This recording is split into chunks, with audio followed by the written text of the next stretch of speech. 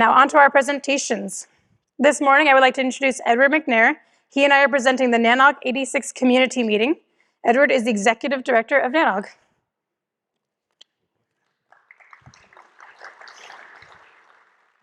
Good morning, everyone. How does it feel to be back? Yeah, I mean, we are all very, very fortunate. You know, over the course of the pandemic, it's had a kind of a dramatic effect on our world as a whole, as our communities, and also our individual community at NANOG. This is the first meeting since we've been back that it really feels like kind of a traditional NANOG meeting, so I'm excited to be here. When the board made the decision unanimously to hold meetings coming out of the offset of the pandemic, it's been this slow march as we move forward. And I really appreciate our sponsors and our community who've rallied behind to help continue NANOG, the good things that we do, and also just to bring us all kind of back in the community again. So yeah, I'm really, really excited to be here. So this morning I'm gonna take a few minutes just to discuss a few things. First thing I want to talk about is our development updates. So we're fortunate to have Greg Newman join us as a full-time employee. Greg has been helping us in the past 3 years working for a third party for our development efforts. Greg coming on board as a full-time staff member has just been an amazing experience. Every once in a while you get really lucky when you find an employee. Greg is that rare individual as a programmer who kind of straddles both sides of the fence mentally. On one side, you've got this analytical programmer, and on the other side, he's actually a fine artist. And his ability to communicate with the team has just been incredible. When he came on board as a full-time employee, he was instrumental into putting off a project for reimagining our program tools, which Kat will talk about a little bit later. But having him been on as a full-time employee has just been a gift to the organization, and we're lucky to have him. So across 2022, here's the development projects we've kind of tackled. We've migrated membership and donations to Stripe. We've improved our test coverage in terms of our application, how it functions. We have new forms we've created for talk submissions. We did a cluster rebuild of our website. We upgraded from Stripe as a payment option, moving away from authorized.net, which we're using in the past. We've been able to deliver the appointment tool, something you guys have been asking for a long time, which has been in beta, which I'm going to go through in just a moment. We've done dozens of bug fixes, and as I mentioned earlier, the PC tool version 2.0, which Kat will talk about in a little bit. So I'm going to take a little bit and kind of talk about our new appointment tool. This is, again, something the community's been asking for a while. We kind of had to have a stage approach, so we built first reimagining our registration system, reimagining our event system, which allowed us to move into creating our own internal tool for connecting with other people while you're at events. So the first thing that had to happen is when you register, it's got to ask you a question, well, do you want to be available for appointments? Having our own tool allowed us a lot more control over that. Once you specify, yes, I want to make myself available, you'll see that there's an indication that appears here where it says, hey, the calendar icon says I'm available for appointments. So clicking on that would then bring you to a pop-up. In that pop-up, you're able to put in the details of meeting with that individual, and then they are sent communication where in their inbox, well, first of all, they're sent an email, and then in their inbox, it'll tell them you have X amount of invites. Your outgoing are in another tab. And it has a drag and drop interface, operates pretty much well like any other calendar that you used to, allows you to move around and update your entries. Here, once you're in where you can see the invitations that you sent or invitations that you received, you can click on those items and then you can see a detail of the communication. You can chat back and forth between people the invites are until you can kind of get things scheduled the way you want it to be. And then finally, when you're actually in the tool itself, you're coming from the calendar view in My Calendar, you're able to move things around, manipulate them just as you would in any other typical calendar tool. So for 2023, what we're looking to do in development is update our website's navigation UI and also the backend administration tools for staff. When we originally built our website, we didn't keep in mind all the things that it's now become. So at this point in time, we need to kind of do a refresh of the UI and just little things just so a little more cohesiveness into how the SOC functions and operates. We're going to do updates to our registration system.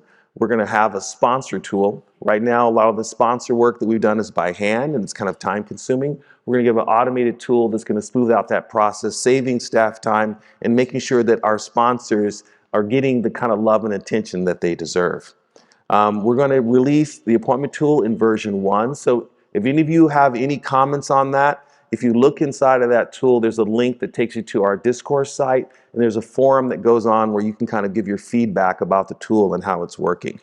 We're going to do updates to our virtual platform. One thing in particular that people have asked about is the ability to directly communicate with a person, as just communicating in mass, and that will take place next year as well. For our meeting, for our appointment tool, we're going to add the ability to schedule based on places in the room, tables or meeting areas, et cetera, will be kind of built into that as well. We're going to do an interactive reporting tool, something that will benefit ourselves internally, and also there'll be some reflected that you'll see back in some of the tools that you'll be able to access as part of the community. And then the final thing that we're going to do is we're going to do the final steps in enabling other NOGs or other organizations to use NANOG's tools. We put a substantial investment in these tools, and we think it's something that we can be shared with our community abroad, other NOGs across the globe, and also within North America. And so we're kind of looking at, if anyone is looking to help support us in that initiative, we'd greatly appreciate it. We think it's a good cause, and if we can get any support in there, we'd greatly appreciate it. So now I want to talk a little about some of the outreach things we've done over the past few months. So we have an outreach group that helps kind of stage and help us kind of expand NANOG beyond just these typical conferences that we do. We did a collaborative project with our outreach partners where NANOG, ICANN, ARIN, and also ISOC participates in those. In this particular one, ISOC wasn't able to join us, but we were invited by the mayor's office to come and to present a kind of a forum geared at students within their community. Here's the list of topics that we covered during that event. It was a great event. We had a really wonderful time. We even got kind of little coverage on the news, which was kind of nice.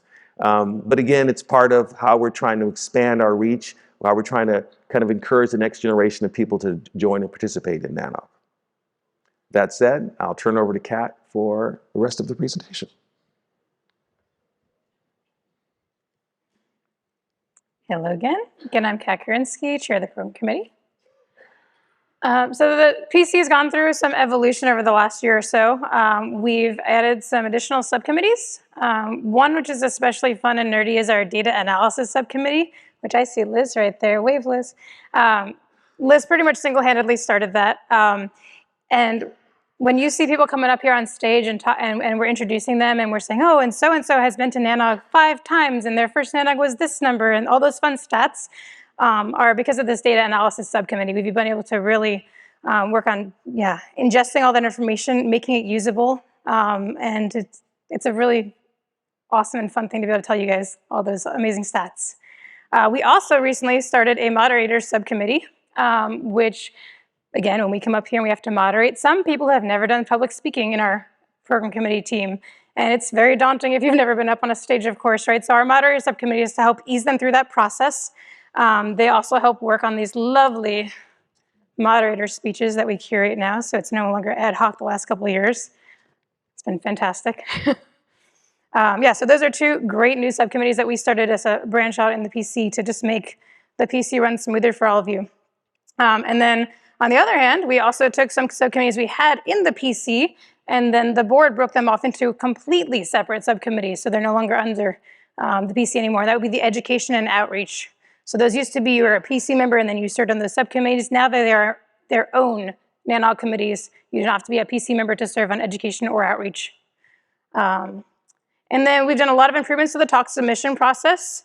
And one of the biggest ones of those is assigning content reviewers earlier in the process. When I first joined the PC, the secretary was in charge of making sure that the content reviewing committee would help and look at your slides if you got accepted, make sure you had fonts that were actually readable from out there and you weren't squinting, and that there wasn't these crazy big logos of vendors on every single slide and all that stuff. And we now assign an individual content reviewer alongside your shepherd.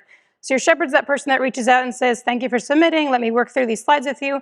Your content reviewer is that second person that helps you go through and just make sure they're like your copy editor, right? So just making sure it's actually readable, presentable, and follows the NANOG standards. And we do that early on in the process too. Whether or not you're accepted or not, we'll still help you make sure it's a good looking presentation regardless. So you're not scrambling at the last minute when you finally do get accepted. Oops, I overlapped that by accident, but as Edward was talking about with Greg's work, he has done a phenomenal job overhauling our PC tool. This is our talk list view now. The old one was lots of white space and looked like it was from the 90s, and this is a much easier to work with PC tool for those of us now when we're reviewing your talks. For obvious reasons, I filtered to accepted because I didn't want to call any non-accepted talks out.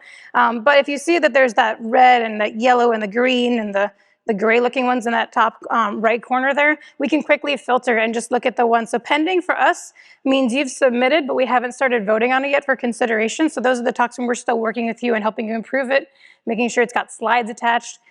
Submitted is once you actually have your slides and you think it's ready for the PC to review and consider for the talk, and then obviously accepted and deferred or the other statuses. But yeah, this tool has just made our job so much easier. And yeah, as you can see, we had a lot of talks for NANOG 86. The other really amazing thing that we got for this most recent cycle that Greg developed was the agenda builder.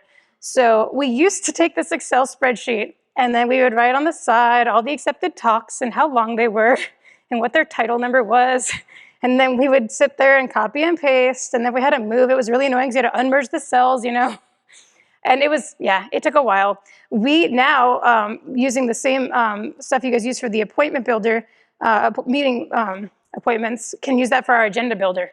And so, you know, it knows exactly how long the talk is already, so I just drag it over, the right amount is on there. And so we were in record time building the agenda this time. It was very nice and so much easier. So it's been great having Greg on staff because he's just done a lot of stuff to make all the behind the scenes stuff at NANOG work really well. Let's see next.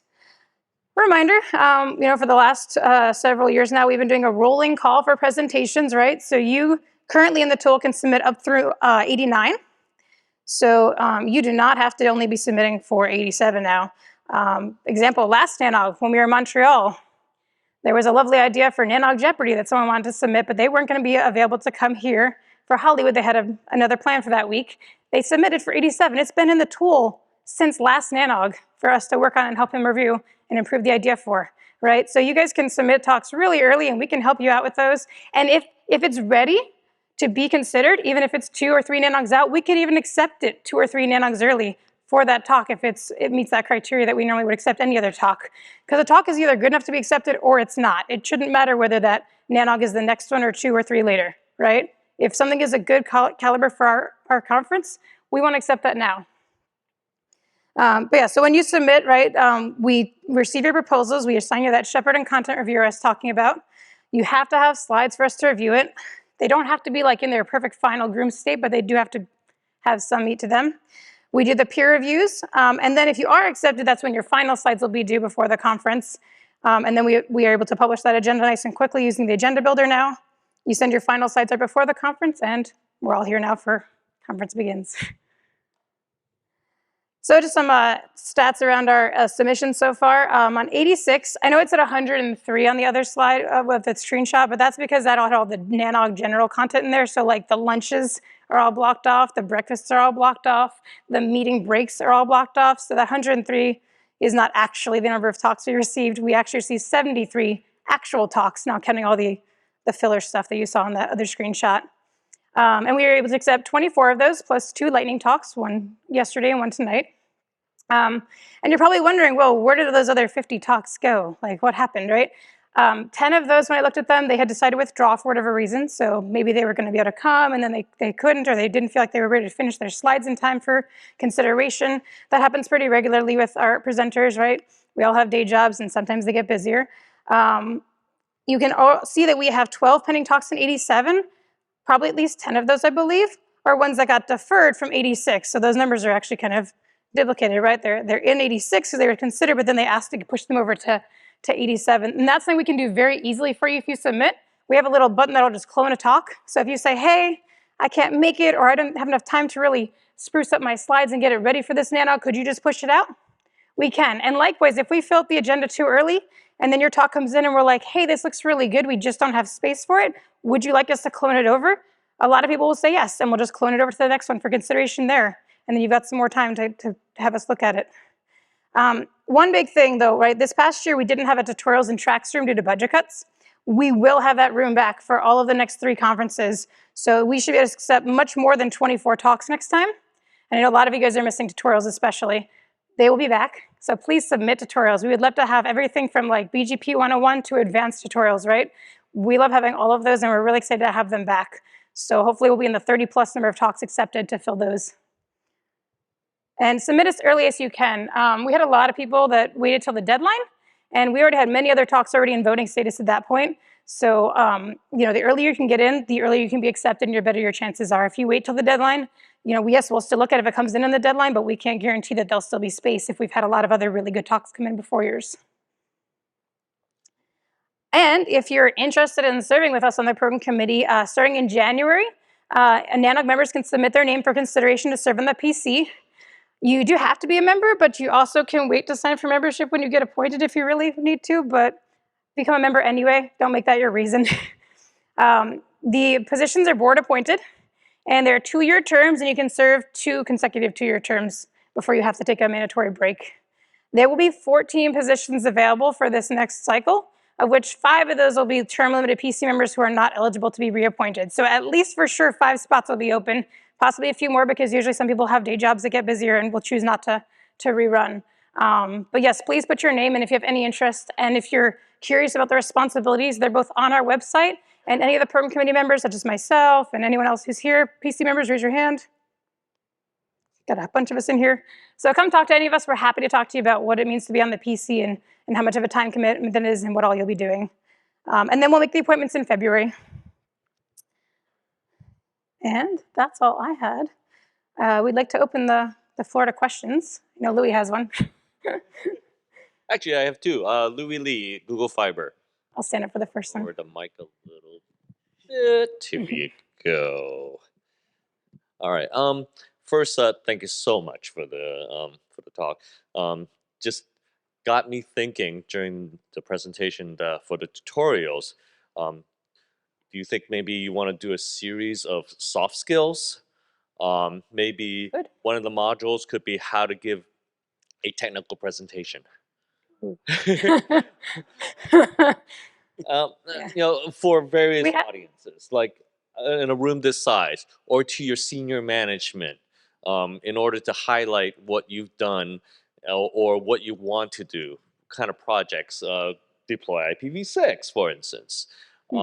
But you know, this is part of our career building, right? And as brilliant as many of us are, all of us are actually, the soft skills are very important in order to get a team together to build things, to make things happen. So I would suggest that soft skills are very important as a NANOG tutorial track.